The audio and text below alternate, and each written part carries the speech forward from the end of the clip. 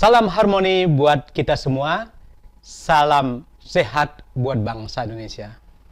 Kali ini saya akan membahas tentang apakah perbedaan antara statistik inferensial dengan statistik deskriptif.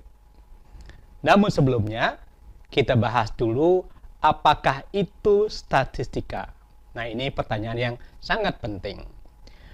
Statistik itu tidak lain adalah merupakan ilmu, ada juga yang mengatakan seni, yaitu seni atau ilmu untuk mengumpulkan, untuk mengolah, untuk menganalisis, juga untuk menginterpretasi, dan yang paling penting adalah akhirnya menyimpulkan data-data atau informasi yang kita dapatkan dari hasil pengamatan, hasil dari misalnya survei, dan seterusnya.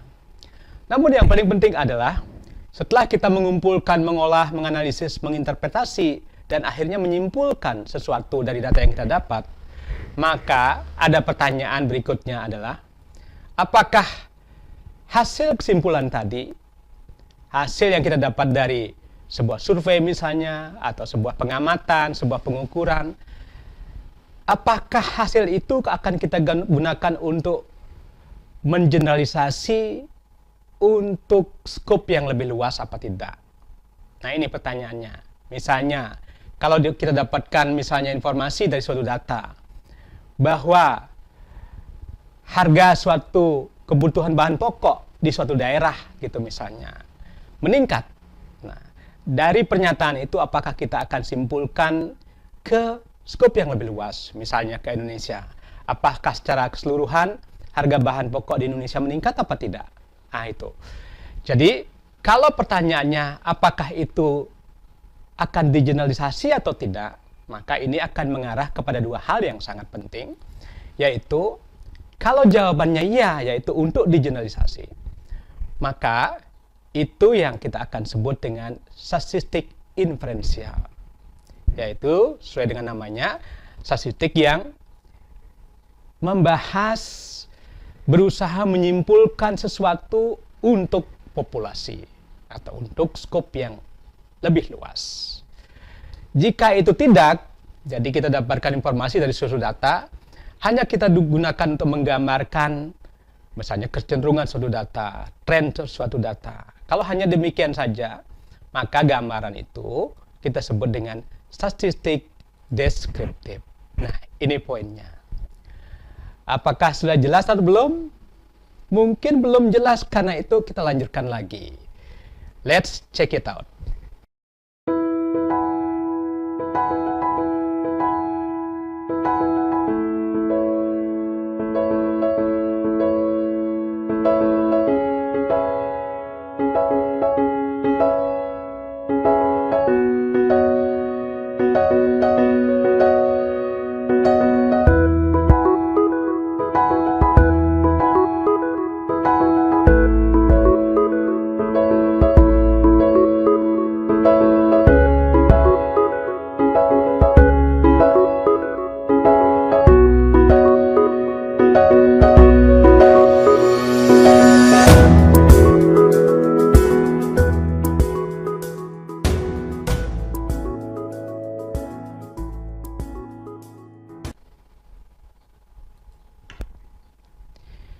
Kembali sekarang kita pertegas apakah perbedaan antara statistik inferensial dan statistik deskriptif.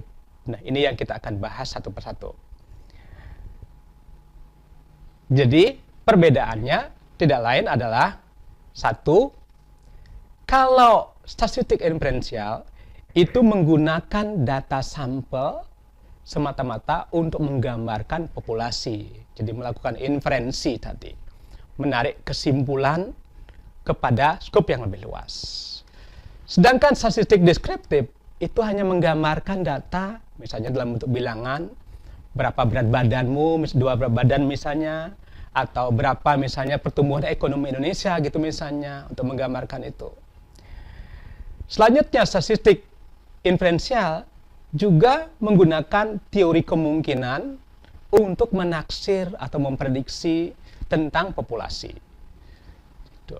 Sedangkan statistik deskriptif yaitu bisa digambarkan misalnya dengan diagram batang, histogram, diagram lingkaran, dan sebagainya. Jadi fokusnya hanya pada menggambarkan sesuatu atau sifat-sifat atau kecenderungan dari data yang didapat.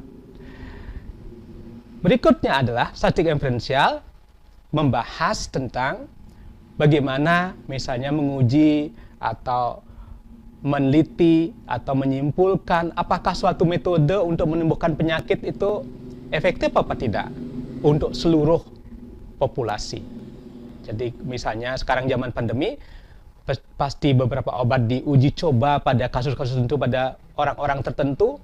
Pertanyaannya, apakah obat yang bisa menyembuhkan orang tertentu bisa menyembuhkan manusia secara umum? Tidak. Nah, ini pertanyaannya. Berikutnya, kalau statistik deskriptif hanya sebatas menggambarkan misalnya berapa banyak orang yang sembuh, berapa rata-rata usia orang yang sembuh,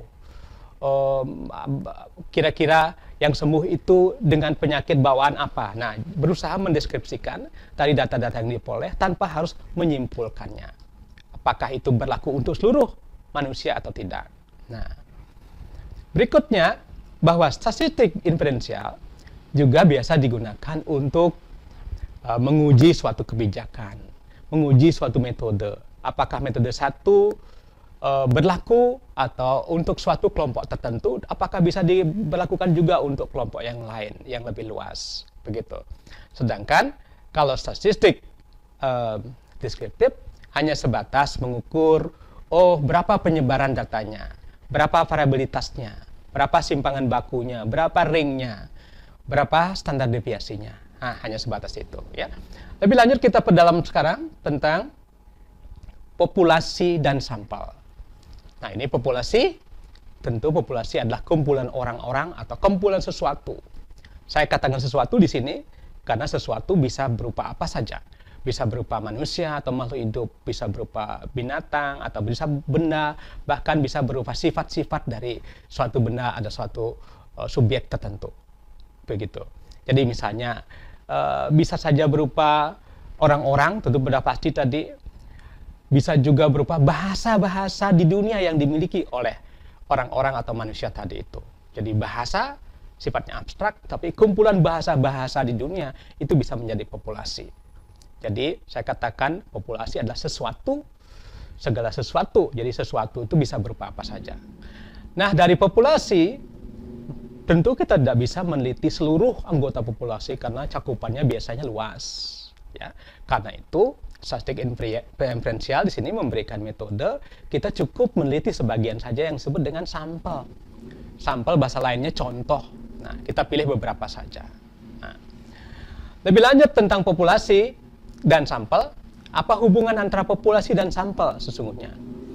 Nah, di sini saya dapat gambarkan bahwa populasi tentu skupnya sangat luas, bisa diambil sebagian saja demi terbatasnya waktu, efisiensi, sumber daya, dan dana, dan sebagainya. Tapi harapannya tentu sampel yang diambil dari populasi itu harus memenuhi syarat. Syarat utama mengambil sampel yang baik itu adalah memiliki sifat representatif. Artinya keterwakilan dari sampel-sampel itu harus benar-benar dapat dipertanggungjawabkan. Agar apa? Agar kesimpulannya nanti dari data yang dapat dari sampel itu bisa digeneralisasi kepada populasi. Nah, itu maksudnya. Nah, selanjutnya, bahwa dari sampel sekarang, kalau kita sudah teliti sampelnya, kita dapatkan sifat-sifat di situ, kita dapatkan kesimpulan dari sampel-sampel itu, maka akan ditarik untuk generalisasi ke populasi. Apakah sifat-sifat yang berlaku pada sampel tadi, setelah dilakukan penelitian, juga berlaku pada populasi. Nah, pertanyaannya begitu. Jadi dari populasi ke sampel, dari sampel ke populasi. Nah, sifat yang harus dipenuhi adalah yaitu keterwakilan, representasi dari sampel itu. Nah, itu poin penting. Nah ini aspeknya adalah bagaimana dari sampel, dari sifat-sifat yang dapat sampel, ukuran-ukuran yang dapat pada sampel, gejala-gejala atau pernyataan atau apapun yang didapat dari sampel itu, apakah bisa digeneralisasi untuk populasi. Nah, ini tugasnya statistik inferensial. Nah, selanjutnya Di sini saya bisa gambarkan bahwa sifat-sifat segala sesuatu yang dimiliki oleh populasi itu disebut dengan istilah parameter. Nah, parameter itu apa? Jadi parameter adalah segala sifat-sifat atau juga ukuran-ukuran dalam hal ini yang dimiliki oleh populasi. Dan ukuran-ukuran ini, karena ini populasi, biasanya sifatnya unknown, jadi tidak diketahui. Justru tugasnya kita adalah untuk mengetahui yang di populasi tadi itu, karena skopnya sangat luas, ya. Sedangkan segala sesuatu yang kita dapat dari sampel itu, satu sisi, itu yang disebut dengan statistik. Jadi statistik, bukan statistika. Jadi statistika itu ilmunya. Nah, contohnya adalah misalnya, kalau di parameter, kalau di populasi, kita biasanya berbicara tentang rata-rata populasi. Nah, kalau rata-rata populasi yang umumnya kita sebut, kita nggak ketahui, kecuali kita sensus ya. Jadi kita akan estimasi rata-rata populasi itu dari ukuran yang dapat pada sampel. Jadi kalau gitu hubungannya adalah bahwa rata-rata populasi biasanya tulis dengan huruf gitu. Mio, ya. Itu biasanya tidak kita ketahui kecuali kita melakukan sensus. Kenapa nggak diketahui? Karena memang ukurannya sangat besar begitu. Karena itu kita perlu membuat sampel untuk mengestimasi ukuran dari populasi tadi itu. Dalam hal ini rata-rata populasi. Jadi dari sampel itu kita akan dapat apa yang disebut dengan rata-rata sampel atau rataan sampel yang biasanya disimbolkan dengan huruf X bar. Jadi X bar. Nah, X bar ini biasanya diberikan notasi dengan N. Nah, X bar N. N itu menunjukkan ukuran sampel. Nah, ukuran sampel. Jadi, kalau begitu pertanyaan dari statistik inferensial apakah X bar N ini, rata-rata sampel ini, bisa digunakan untuk mengestimasi atau memprediksi rata-rataan populasi. Jadi itu tugasnya statistik inferensial. Demikian juga untuk yang lain, misalnya di populasi kita punya pasti namanya varian populasi. Itu varian populasi. Dan ini biasanya kita estimasi dengan tentu varian. Nah, varian itu varian sampel bisa disimpulkan dengan S. Itu varian sampel berukuran N. Ya, nah, ini yang digunakan untuk mengestimasi juga varian populasi. Oke, jadi kalau begitu sudah jelas bahwa statistik inferensial berurusan dengan tugas untuk mengestimasi dari ukuran yang didapat pada sampel untuk mengestimasi, untuk menarik kesimpulan tentang ukuran-ukuran pada populasi. Nah, itu tugasnya. Kita lanjut dengan statistik deskriptif. Nah, sedangkan statistik deskriptif itu tidak ada lagi istilahnya kata sampel, tidak ada lagi. Jadi tidak kita menggunakan sampel, jadi kita gunakan data saja, begitu. Jadi sudah data saja. Tidak kita memperhatikan atau menyebut populasi. Jadi yang penting ada data. Dari data itu nanti diteliti sifat-sifatnya, digambarkan bagaimana kecenderungannya dan sebagainya. Kemudian berapa rata-ratanya, rata-ratanya benar, berapa mediannya, berapa modusnya dan sebagainya. Nah, jadi sampel tidak lagi, atau populasi dan sampel tidak lagi menjadi istilah yang harus digunakan secara kaku kalau di statistik deskriptif. Nah, selanjutnya statistik deskriptif lalu berusaha mendeskripsikan sesuatu. Misalnya, berapa banyaknya laki-laki atau wanita pada sampel ini. Nah, kalau dalam konteks yang lebih luas misalnya, bisa kita bertanya misalnya, bagaimana tren penjualan mobil 3 tahun terakhir? Gini misalnya pertanyaannya. Jadi akan digambarkan apa naik apa turun untuk produk yang 1, produk yang 2, produk yang 3, bagaimana distribusinya. Nah, itu tugasnya. Dia tidak mempunyai tugas untuk meramal, untuk menarik kesimpulan untuk populasi atau tidak. Gitu. Contohnya, ini misalnya kita bisa statistik deskriptif itu disajikan dalam bentuk diagram lingkaran. Sesuai dengan namanya, di lingkaran, ya kan? Lingkaran. Misalnya tentang penjualan mobil. Itu misalnya tentu jumlah keseluruhannya itu harus 100%. 100%. Ya, 100%. Ya kan? Kemudian bagian-bagiannya. Nah, tentu misalnya untuk produk tertentu, ini Toyota misalnya saja ini menguasai pasar Indonesia gitu misalnya. Ya, jumlahnya 48% gitu misalnya penjualan. Sedangkan produk yang lain, misalnya Honda gitu, ada 19%, tentu diwakili oleh warna ini gitu. Sedangkan Toyota tadi diwakili oleh warna ini, begitu ya. Demikian juga dengan yang ini 7%, yang ini 8%, yang 18%. Oke. Jadi ini hanya menggambarkan saja. Tidak bisa dapat kesimpulan. Mungkin kesimpulannya hanya ya dalam hal ini Toyota yang mungkin paling favorit untuk bulan ini atau untuk tahun ini. Nah, ini hanya segitu sebenarnya. Apakah untuk berlaku untuk seluruh Indonesia atau seluruh dunia atau di negara lain juga sama? Harusnya tidak ada kesimpulan tentang begitu ya. Hal yang sama juga bisa digambarkan dalam bentuk ya ini suka-suka. Mungkin ada suatu data yang cocok digambarkan dengan diagram batang. Ada data yang lain bisa cocok digambarkan dengan grafik poligon dalam hal ini. Ya, poligon artinya artinya banyak, gon itu artinya sudut. Jadi sudutnya banyak. Nah, dalam hal ini bisa ditampilkan sudutnya yang lekuk-lekuk begini dalam bentuk garis ya, gitu. Misalnya di sini bisa lihat bahwa ada pertumbuhan pergerakan. Nah, dari tahun 2017 sampai 2018, 19, 20 ada kecenderungan datanya berubah. Begitu. Dari 2017 naik, 2018 kemudian turun, 2019 dan 2020 turun gitu misalnya. Ya masuk akal ya karena ini masa pandemi. Di samping itu bisa juga dinyatakan dengan bentuk-bentuk yang lain misalnya diagram batang. Tuh.